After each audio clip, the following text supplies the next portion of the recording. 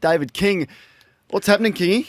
Well, can we chat about the Isaac Heaney situation? Not necessarily the specifics of the appeal, but just the incident, where it leaves us, what your thoughts are going forward. Does it actually change anything? And I heard Jonathan Brown on with the boys during the week. I thought he made a really good point about why do we have 1 week sanctions? If it's that minor to just tip over into the 1 week space, why don't we have an elevated fine and start with things that are severe in our game? So 2, 3, 4 weeks plus. I don't mind the idea of that discussion because right now we are rubbing people out for things that are line ball and taking them out of the awards like the Brownlow for things years ago that wouldn't have been a factor.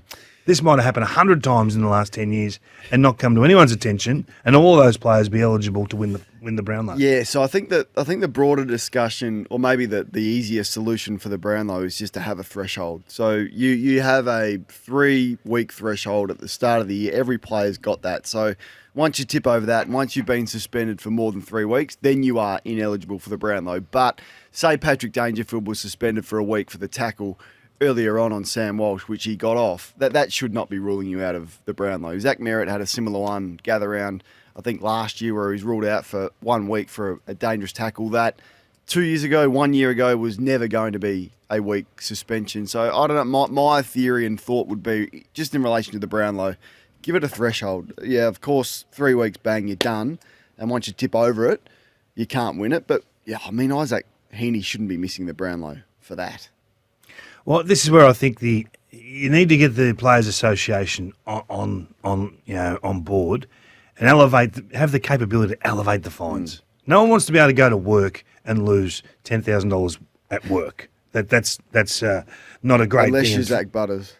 Well, he's done it. He's done it a lot, hasn't he? And Toby Green. So the thing for me, there'll be no change because the AFL have said we're not changing the eligibility for the Brownlow unless the coaches start speaking up. The only ones that seem to have power... Coaches? Yeah, the only ones that seem to have power to make change to the way the game's rules are or to any significant change in the game are the coaches. So once the coaches start whinging about this and complaining about it like we've done with the rules and like Clarko and Chris Scott and Michael Voss and Damien Harbuck have all done and share their frustrations, then the AFL listen. Until that happens, this will stay the same and we'll get another story next year or the year after where a player may miss a Brownlow for a minor incident. Now, it's not high on the coach's agenda, I get it, because it doesn't affect their team's performance week to week, but I think they need to get together and say, look, we shouldn't be having players miss for something that even Isaac said he does 50 to 100 times per game. 1300 736 736. You can have your say. Last week you put on the agenda just in relation to the Swans, just the fact that they'd come off a little bit, just a little bit, and then they lost on the weekend. Do you feel vindicated in that opinion, or is there anything that you noticed again against the Saints or in their numbers that you think they'd want to correct this in the next? And Horny and yourself are big on this, getting yourself the runway towards the premiership and correcting that in the next 2 to 3 weeks. Is there anything that you're seeing there? Well, there's not a lot wrong. It's just the teams are attacking them differently now. And that's the challenge of when you clear out in front. Most of the contenders are really just focusing on one team at the moment, aren't they? Because they're not sure of who the second, third, fourth, fifth team actually is on the rankings. So they're looking closely at the Swans, taking away time and possession, taking away their uncontested marks, taking away their ability to get the ball back regularly to Heaney, Warner and Goulden, which is what the uncontested game does. So that's exactly what they're doing. They're still stacked. They're still going to be a very good team. I'm fascinated to see how Mills comes back into this lineup. I tried to get him on this morning for us, but they'd had a big week, Sydney. I don't think they were up for much of a chat this week, as you could imagine. But where's he going to play? How's he going to play? And what does he do to this lineup? I mean, he's a top liner in our competition. And then you got Parker, the discussion of is he in the mix to be more than just the sub, to be more than just a bit player in that forward half, whether he's on ball or in the forward 50. So I still think they've got massive scope for improvement, but right now they're being challenged by everyone in the competition. All right, you can have your say on that. A lot of text coming through just on the discussion around the Brownlow and Isaac Heaney. Stop trying to change things in the game. You get a week, you're ineligible. It's been that way forever. Simple. Don't whack a bloke stupidly. You don't get suspended. Butters getting fined is a joke. Give him a week. That's your point, though. Like, it has been a week makes you ineligible. It has been that way forever. But to get a week 3 years ago was a bit harder than to get one now. It's a lot easier to get a week now than what it was 12 months ago. Now, with Isaac Heaney, it wouldn't have been a week 12 months ago, and with the tackles as well. So, I think the threshold is something that they should absolutely look at. All right, Adam Simpson was sacked during the week, Kingy. I did want to ask you just about, because we move on pretty quickly, Jarrett Schofield's going to take over, but thoughts on the right next coach, and it's impossible to know whether you go to an inexperienced coach who's never coached before, or whether you try and get someone who has done it before and has a proven track record, like a Damien Hardwick or like a Michael Voss who's been there before. Not suggesting Voss's record was as good as Hardwick's before everyone shouts me down, but someone who has coached before. Have you got a thought on the best candidates? I'll say this again, is that coaches win their premierships in the first 5 years of coaching. It's been the case since 1990, since we become the greater competition, the AFL competition. All coaches, I think it's something like 95% of coaches who've won a flag have won one in their first 5 years. And some of them repeat, and some of them go to other clubs and go again and have success again, such as Lee Matthews and the like. We've done this discussion before, so I'm all for the new guy. I don't think you necessarily have to have someone come in who's coached before, just to pluck names, like a Nathan Buckley going to West Coast. Is that going to be what they need? I mean, has he had his window first up? Do you get a fresh opportunity with the new look at a new club? Of course you do, but what do you? I would be all for the Dean Cox type scenario. You've had this guy in the system for a long time. He's been in a strong club. He understands what success looks like, what you have to build. This club's evolved significantly, Sydney Swans, over the last 5 years. They've become a powerhouse quickly, and everyone says, "Oh, it's because of the academies." That's way too flippant. It's setting up your club, from the absolute foundation. I think he'd be a great acquisition. I'm all for the first timer. You? I don't know the right answer to this, because there's been ones that have been really successful. To your point, there's been a lot of first timers that haven't been successful, and I guess first timers at West Coast, with what you're walking into, it's going to be a tough gig. The club is aware of where they're at, and Adam Simpson has been pretty strong on that over the last 12, 24 months, probably, of how long this is going to take. So I just can't see a first-time coach walking in there and winning it in the first 5 years with where their list is at. The lack of picks and players that they've had, the rebuild should have. This should have started 2 years ago, and so they've delayed that process. Which you walk in there and you're up against it somewhat. So, why 2 years ago? I'm fascinated by that chat. It's easy for us on the outside looking in to say that. I think what decisions would you have made when? At what point that would have changed the course of what you're talking about now? Well, you and I spoke. I wrote a column in 2021 saying, look, through the lack of picks that they've had, well, you start the process of what you did now. You start to move on from players. You don't go and sign Elliot Yeo for 3 years. You don't go and give. So what do you have? You don't. You maybe look at what have you got for Barras. How can you look at getting? It's all about getting the access to the top 10 picks in the draft. Now, how you do that, and you're asking me to have a discussion back 3 years ago without having all the numbers in front of me. But you would have traded. You would have traded commodities. To get into the top 10 and 15 of the draft, and that's all you can do, really. And of course, it can't just all be that. There needs to be some sort of balance. But that's what you got to do. You have to have the access to the elite talent coming through. That is what is going to win you the next premiership. It's not going to be. All right, I've got a secondary discussion to this, and it's needs some think music for it. I don't know whether we need to have a break or not, but if we don't, I want to ask you, Richmond are in that position right now. Yeah. So this is the 2021 version of the Eagles right now. Absolutely it is. So what are you doing? So I'm going to throw some names at you, and I want you to ask, stay, go, sell, or continue their contract. Shea Bolton, sell him or keep him? I just want to preference this, and we're doing this flippantly. We're not. We're doing it in real time. I haven't seen the draftees coming through. I don't know how strong the draft hand is. Okay, so I just want to put that on the agenda, and I also don't know what the compensation for someone like a Shea Bolton would be. If you can get inside the top 10 for Shea Bolton plus something else, you'd have to think about it really seriously. Baker's got to be a first-round pick. Hang on. I'll just do this a bit slower. Baker and Bolton together to Fremantle would get you, and this has been floated. Yep. They've got 3 first-round picks in this upcoming draft, Freo, pick 10, 13, 16. Yep. You'd also get a future first pick in next year's first-round pick in next year's draft, which will be late because you think Freo would be successful if they got those 2. That'd be effectively 4 picks. Would you do that if you were Richmond? Would you do that today? Yes, I would do that today because Baker's leaving anyway. So he's out of contract. So you're a bit hamstrung with what you're going to get. There's the risk that he could go to West Coast for nothing, Baker. There's always that threat for him. So yes, I would do that. Why would Baker go to the West Coast right now? It would be a staggering move to choose them over Fremantle. I don't understand that. Rioli, would you sell him to the Gold Coast? Absolutely. Would you pay some of his wage? This is what I'm trying to get at, right? Would you pay some of his wage in your cap pre-trade? So send him up there and pay half of his wage to try and get those 2 first-rounders from the Gold Coast. Yes, I would, because the salary cap at Richmond's not really going to matter. Dustin Martin's money is going to come off that. And I would also retire Dustin Martin. I would move on from that. You can't have this distraction of someone who appears not to be motivated and not desperate to play and lead this group. So there's another one that I'd... And look, he may go, but I would be having that hard conversation. There's no way you would sign Dustin Martin if you're Richmond for a couple of years. So I want to find out how are they tame, the Tigers, or are they ruthless Richmond? 100%.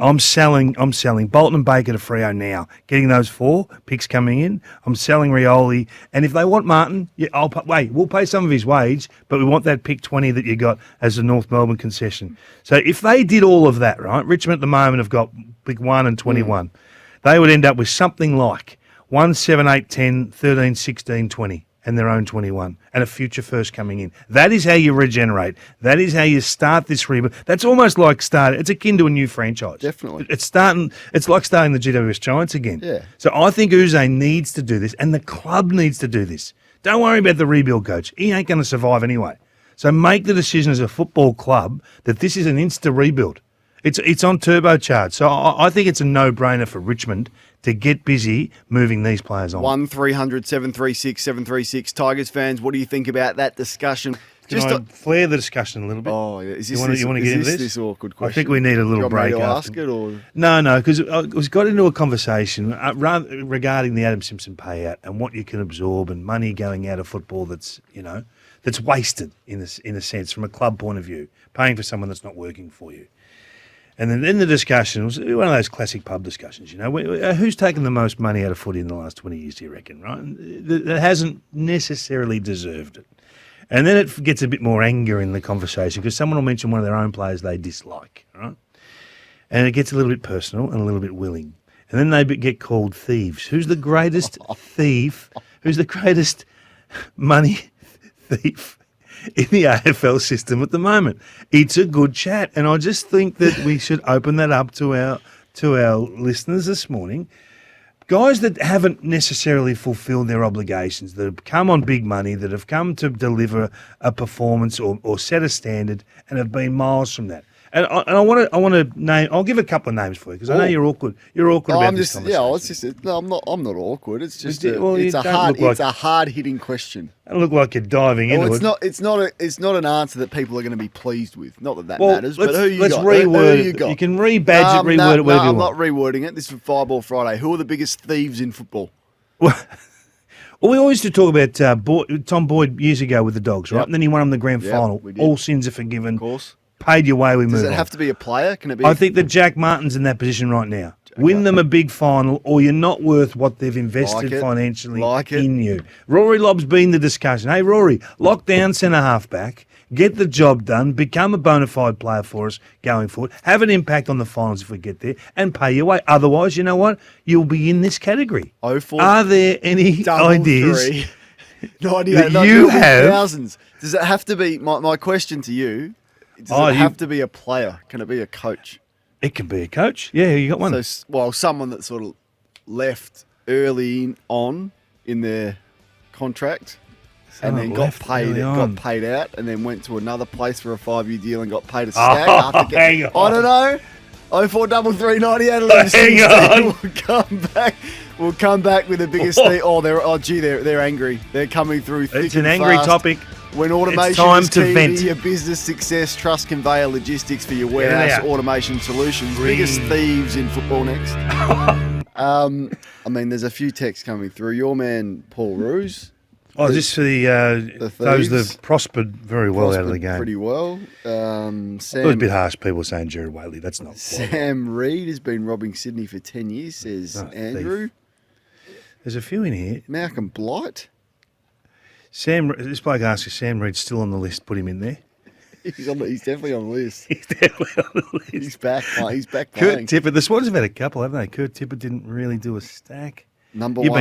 You've been hot on Hopper and Taranto. Yeah, You've ridden them into the ground. Hopper more so than Wow. Taranto. At least Taranto played. You'd have to say Blighty's contract, the final year of contract at the Saints, or the only year of contract at the Saints was a good deal. Russell's not happy with that. He says Malcolm Blight took $1 million. He should be made to pay it back.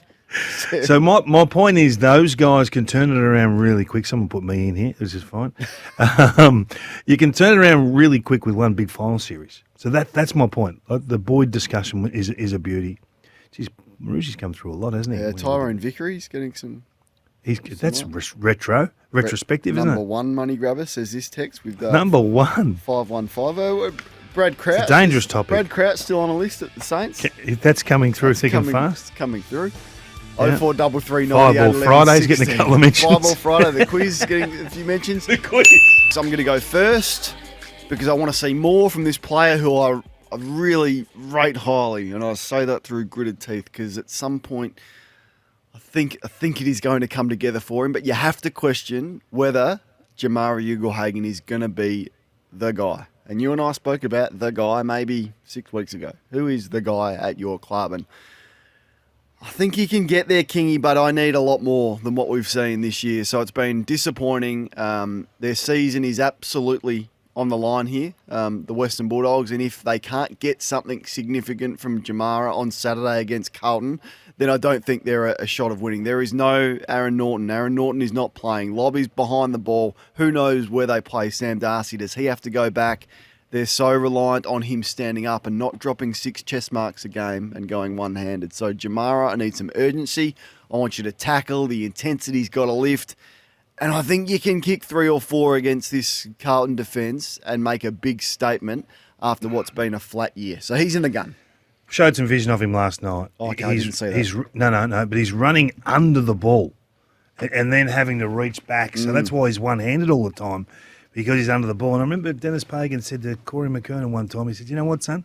There's only 2 reasons why you run under the ball. And one is you've misjudged it. Let's hope that's the option, not the other one. The other one being, we all know what the other one is. Well, the other one is you're afraid of contact. Lloydie did this, I don't know, 4 or 5 weeks ago on Footy Classified as well. And I said to Lloydie, I said, do you think he's worried about contact? And he said, I don't think, I wouldn't go that far, but he's just not judging it right. But now you have to sort of question 5 weeks on when it's still happening, what is going on. So reprogrammed. I said last week he needs to go back to school during the coverage. He needs to go back to forward school and just get someone to come and give him some advice. And I don't know in the coaching landscape, how many centre-half forwards are actually coaching the forwards at their clubs? How many centre-half forwards have we got on the assistant coaching ranks? How many full forward centre-half forwards? Very, very few. Yeah, good question, though. Very few. And I think it's a gap in the game. A lot of defenders, a lot of midfielders. A lot of defenders, yep. And skunky back pocket types. But not many that can tell you how to lead and how to lose a man and how to create separation, to get isolation and to work as a group. This is why I think Dermot Brereton's underutilised. I mention this all the time, and I think he's brilliant. Having seen him do this at clubs and impact young men in terms of the way they ply their craft, I think he's an asset that they need to get in. Hey, for me, in the gun for me, tactical Melbourne. Don't lose a game on a Wednesday has been one of my sayings. You can't get it wrong at match committee in the cool, clear light of day, early in the week, and set your team up to fail. They have the opportunity this week to play without Max Gawn and have gone without a recognised ruckman. They got Tommy Fulton down to the club on the cell that if we want to rest Max or Max is out for any reason, it is your time. It is you that will get this role after moving on from Brodie Grundy, and we understand all the reasons why. But this is a big decision. to go in against Sam Draper without a recognised ruckman is almost game-changing for me.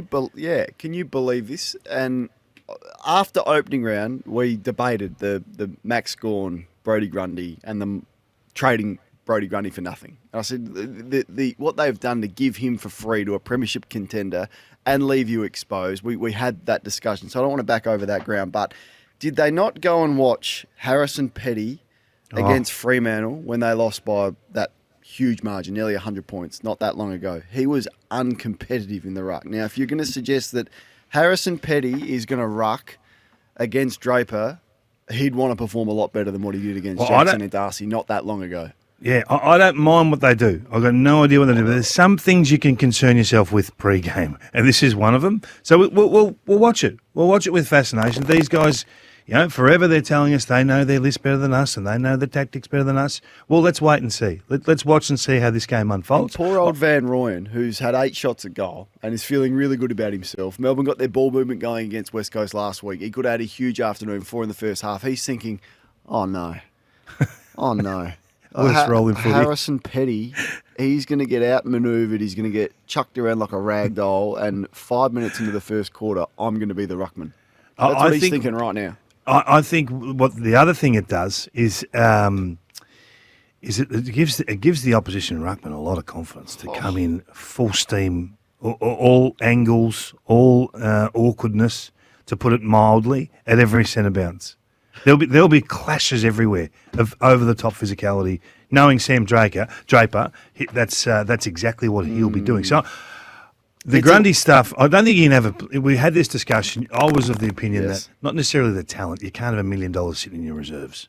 You just can't. With the current list constraints and salary cap, that was why I didn't believe you could hang on to Grundy. But you got Fullerton there for exactly this reason. He's an emergency, Tommy Fullerton. We'll see whether they pull the pin on that one late. But it's almost a tip-changing selection move, that. Like this, I thought this game was probably 50-50, but that one is almost This is finals. If they lose this, they're done. It's almost enough to sway it. So big selection call.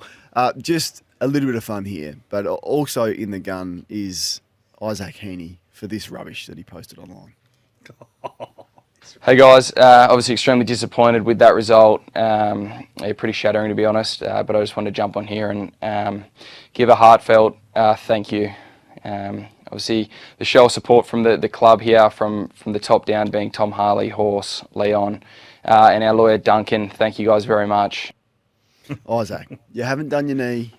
You haven't missed a shot for goal. Did he win the siren in a grand final? That hasn't happened. You're suspended for a week. Against the Kangas. We don't need to thank the community. Danger game. We don't need the statement that you're going to return bigger and better than ever. You missed a week. And I wouldn't be thanking the legal representation either. Definitely don't. I'd be giving them feedback. It wouldn't be thanks. Ask for your money back. All right, 1300 736 736. Who's in the gun for Grays.com, Australia's leading online auction marketplace. It's easy to buy and sell with Grays. Let's open up the phone lines and speak to Jack. Who's in the gun, Jack?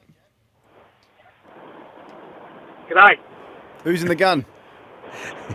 Yeah, Isaac Quaynall's in the gun. Ooh. He's had a shock over year compared to last year, and he's not getting a kick anyway. So any danger, I would just throw him on Tom Stewart tonight and say, mate, where he goes, you go, and give us a chance to win.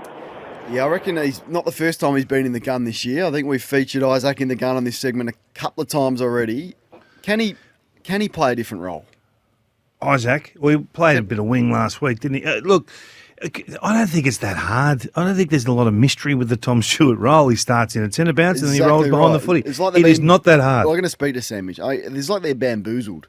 Like he's playing the same role but just starting in a different spot. Put someone on him. But I'll tell you what he has done. He's actually been a very good clearance player. Yeah. He's won 5 centre bounce clearances the last couple of weeks, I think it is, which is AFL number 1. Tell me about what you had to say, because I was in on Sports Day and first crack was on, but I had no sound, and I could see you and Jared. No. Oh. Yeah, me and Jared. Yes. As soon as I saw this flash of blonde hair going, my eyes were drawn to my man, the Hornet. What did you have to say about Jason Horne-Francis last night? Or was that on 360? No, that was 360. Was that it was. about I was his just saying that he's forward of centre role? got to get him. Can't play 30% forward in that forward What's the half. right That's split? uncompetitive in the forward half. You got to put blokes who can win their own ball down there. So the more what's the Rosie, split? more Horn Is it Francis. the Petrarca split? They need. Well, I think they need 70% forward, 30% mid. You got enough mids. You're over-invested in the middle of the ground. You need to spread the wealth. Horn Francis forward. All right. It is time for the Friday agenda. If you want to whack something on the agenda, send it through. All thanks to Signet. Power every moment with a Signet Power Bank. What's on your agenda, Kingy? I can't believe Joe Biden has outlasted Simo. I really can't believe. And you know what? Just to cap it off, I just want. This has just happened as we speak. And now I want to hand it over to the president of Ukraine, who has as much courage as he has determination. Ladies and gentlemen, President Putin. President Putin. I think that'd be Zelensky. Yeah. Oh my gosh. All right. In a serious sense, Charlie Curnow. How banged up is Charlie Curnow? How banged up? Because the more I see him play, the more I think clearly players play with different levels of injury impact week on week, and we can't really assess them outside looking in. And if they put themselves out there, they're open to all sorts of scrutiny. I agree that's with the that. gig. Yeah, I agree with that. And that's always sort of in the role that we have has been my philosophy as well. If you're out there, we judge it as if you are fully fit. Now, your man Josh Gabelich was with us yesterday. He said that he rolled his ankle in the warm-up last week and there's a question mark on him this week and whether he gets up or not. So clearly there is something going on. Because I'd just love to see him play with a bit more freedom. I think he's just such a beautiful kick and powerful weapon outside of 50 with Harry Mackay deep. I'd love to see them explore that if he's getting beaten. But right now, yeah, he just wants to wrestle, doesn't he? A little bit too much. Well, of the last, I did this during the week. Of the last 6 weeks, Yep. he's the worst target in the competition. In terms of winning a contest. Of the top 25 targets, so the guys that get the ball delivered to them. Let's not talk about the midfielders that go forward. He's converting a goal at something like 4% or 5% of his opportunities that are targeted his way, which is ranked 30th of the top 30. So 57 targets. There it is. It's 8%. Sorry. So he's had 57 targets, and what's 9%? So he's probably kicked 4 goals of the 57 targets. So that's not the Charlie we've come to know over the last 3 years. So it's a window that he's been pretty poor at. Is he injured? I don't know, but we're here to assess performance. They need him to get rolling again. And if he is injured, Cornsey, you can't play him. You've got to rest. You've got to have these guys ready to go come the finals or the runway into the finals. If he's injury impacted, get him out of the game. All right, I like it. And you would think without Jones there, it's going to be, I don't know, it's going to be someone like Buku Kamas that's going to get the job on him under a roof with the midfield that the Blues have got. So get himself back into form. What an opportunity it is. I've got just a bit of a left field hypothetical one for you. So with Adam Simpson leaving, you wonder whether this may cascade into other coaching moves. And we had Grant Thomas on last week, and I thought it was a terrific chat. And you asked him how long should a coach stay, and he said 8 years. So I was having a think about Simon Goodwin at Melbourne and Luke Beveridge at the Western Bulldogs. If there was a coaching swap, who wins that deal? If Beveridge goes to Melbourne, if Goodwin goes to the Dogs, essentially who would say no to that swap? Beveridge would say no to that. Beveridge would, and you think the Western Bulldogs would say no to Simon Goodwin coaching them as a replacement for Luke Beveridge? No, Beveridge the person, not the club. If I'm Luke Beveridge, he's been cultivating these young talls for 2 to 3 years. Look, Jamara's only 22, I think. Darcy's about to go crazy. He's been 3rd year in the system, so he'd be 21. They're going to get full tote odds for English if he leaves, Bailey Smith if he leaves, so call them 2 first-round picks. And they've got a stacked midfield as it is. Richards has found his natural habitat.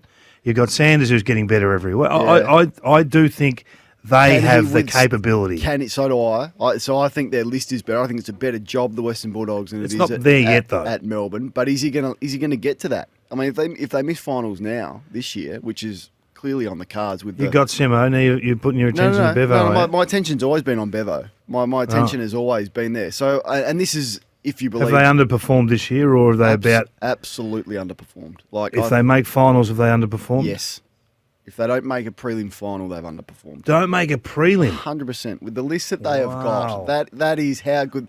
So I think the edges are I'm poor. just going off what Tom Morris has been reporting, that if the Western Bulldogs don't make the finals, Luke Beveridge is going to lose his job. Now, Is he saying he's losing his job if they don't make finals? pretty much. He's gone as Is it close. pretty much, or is what he's Well, saying? I'll have Don't to- put words in his mouth if he's not saying Kingy, it. I'll have to follow up the exact wording of what he has said. Would you sack him if he doesn't make finals? I think last year was the time to have moved on, and he would have walked into another job, be that West Coast, be that Melbourne, be that Port Adelaide, somewhere else he would have got another job. I'm not sure he gets that opportunity now if they don't make the finals with the squad that they've got. It is Carlton, it is Geelong, it is Sydney, it is Melbourne, it is Adelaide in Adelaide. That's the fixture that is coming up, the next 5 for them.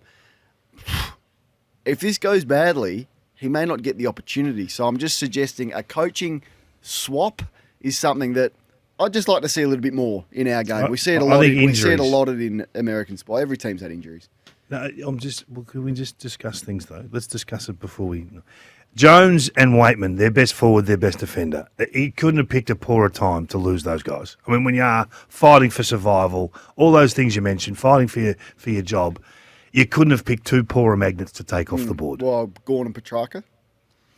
Yeah, but we're not saying they're not in that conversation, are they? Simon Goodwin's not in that But conversation. he is in this one that I'm talking about right now. But yeah, so He's unfortunately, not in dire straits in terms of keeping his just job. for the basis of this discussion that I was having, a coaching swap. I just think, and yeah, you can pluck a week out where they're missing a couple of key players, but yeah, I just think No, not a week. I mean, they're going to miss Waitman for a month, aren't they? No, and Jones for a I month. I think Waitman is. I think he was named, wasn't he, this week? Cody Waitman. Was he named this Yeah. week? Oh, that's. So I don't know whether. I Yeah, don't he's think named. that's the case. Well, he's named, but whether he plays He's or named. not. So Okay. All right. Well, let's wait and see. Let's wait and see. Bevo, I think he's harshly judged, Bevo. I think he's trying to rebuild this club on the run, and you can argue that. And he's trying to give Bontempelli one chance at winning another premiership late. Yeah. So to me, it screams like they need some freshness there. I'm not saying he's a bad coach or anything, but after 10 years, the last 2 years, plus this year, it is time for a freshen up, absolutely, at the Western Bulldogs. A new coach, I think, could have a huge impact there. Kingy, you've got some thoughts on what's happening? Just having a little bit of feedback on the SMS. We like all feedback. Is anything in particular? Don't like how pointed it is. In particular caught your Well, attention? we're discussing the Dogs. We should have mentioned Norton. We should have mentioned that he's also not there. It's a tough gig coaching when you haven't got your prime movers, Cornsy. That's all I will say. I'm not protecting anyone. I'm just stating the facts. Had a look at health being your best player. We always talk about it. In the last 6-week block, Collingwood have played the most players in the last 6 weeks, and the fewest have played all games. So there's been no consistency, and it's been across the board, not just. Sometimes you can change 3 positions in your team, multiple times in a short block, and it fattens the numbers a little bit. How hard at this stage of the year to gather and go into the last, what we got, 6-7 weeks to go, 8 weeks to go? How hard, if you're unhealthy, to mount any meaningful charge? Impossible, really. Like that. I mean, they've done a reasonable job to be where they are with the challenges that they've got. So they do get some quality back in for this week, and hopefully some more comes back. So Jamie Elliott comes back in, but Howe goes out and Mycheck goes out. So McStay, who knows, and what shape he comes back in. But I mean, if they can't get them back in good form in the next 3 to 4 weeks and win enough games to keep in touch in the next 3 or 4 weeks, and it's all over. So how do you see tonight then? No, I think what I saw from Geelong was really impressive last week. I think he's maintained a really level head. The changes that he's made, Hawkins going out has been a blessing. Their forward line is much more dynamic, and I think Gary Rowan's been important in that with the energy and the intensity that he has brought.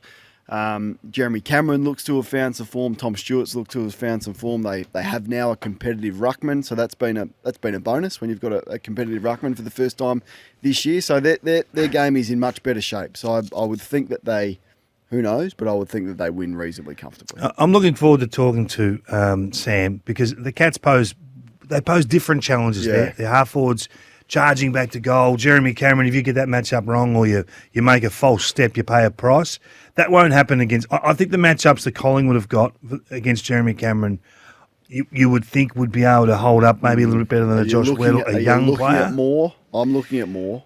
Are you looking at Moore? Put your hand up, Darcy Moore, and take on Jeremy Cameron. Put it. Well, it may not best suit the team. I know they play that system. You may want to see that, No, but that may not suit Collingwood. But it has to suit Collingwood. How does it have to suit Collingwood? Well, Darcy Moore's the perfect. Who else? Darcy Moore is the perfect matchup. Quaynor could go with him. Maynard can run with him. Yeah, and give away a lot of height and But streak. he Now, goes way up the field. Maynard's done the job before, but that's perfect for Darcy Moore. So just catch him on the way back. But Darcy Moore's he's the man who starts 20, 30 from goal and just sees it all come at him, and then Is that the right thing for Collingwood, or do Yeah, it they is. need? But they have to get pressure on the ball. If Yeah. you don't have pressure on the ball, I don't care. Yeah.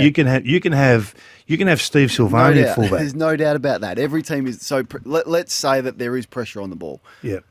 I would think that Darcy Moore has to put his hand up to take on the opposition's best player, the one that can completely rip your heart out. I'm not putting the trust in Braden Maynard when you've got I Darcy am. Moore to do that.